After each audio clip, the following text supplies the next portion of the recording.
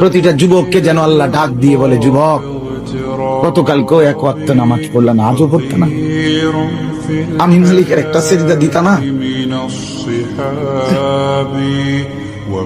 আল্লাহ যেন ডাক দিয়ে বলে ফজরের ওয়াক্তে, আমার বান্দা আজও কি সেজদা দিবে না আমারে? আজও এভাবেই যাবে? আজকের সারাদিনও নারী দেখতে দেখতে, উলঙ্গ ছবি দেখতে দেখতে কাটাবে, সেজদা দিবা না? আমি কি তোমাকে বানাই নাই?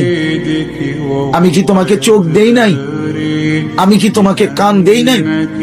আমি কি তোমাকে জবান দেই নাই? আমি কি তোমাকে দুইটা ঠোঁট দেই নাই?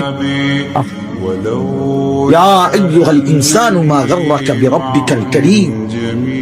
আল্লাহ বলে, আমার বান্দা, কে তোমাকে আমার মতো দয়ালু মনিব থেকে ভুল পথে নিয়ে গেল?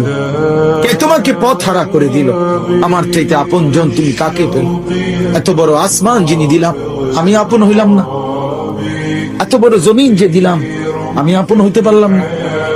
প্রতিদিন তোমার চোখে ঘুম পাড়ায় দেই, আমি সেই মালিক, আমি আপন জন হলাম না? প্রতিদিন আবার ভোরবেলা উঠতে গেলে আমি তো ঘুম থেকে জাগিয়ে দেই, সেই আমি মালিক আপন হলাম? বলেন না বাপ, বলেন।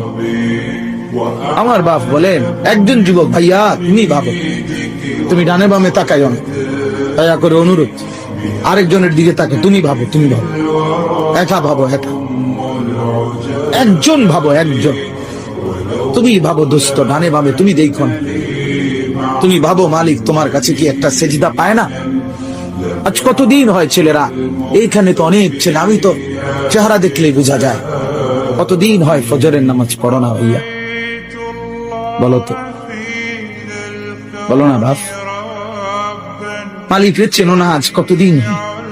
আফা আমিনা আহলুল কুরা আন ইয়াতিয়াহুম বাসুনা বায়াতাও ওয়া হুম নাঈমুন। আল্লাহ তাআলা বলে, ও জনপদবাসী, মহল্লাবাসী, ও গ্রামবাসী, আমি আল্লাহ থেকে নিজেকে নিরাপদ কেমনে ভাবলাম? আমি আল্লাহ তো চাইলে ঘুমন্ত অবস্থায় আযাব দিয়ে ধ্বংস করে দিত, জানো তুমি?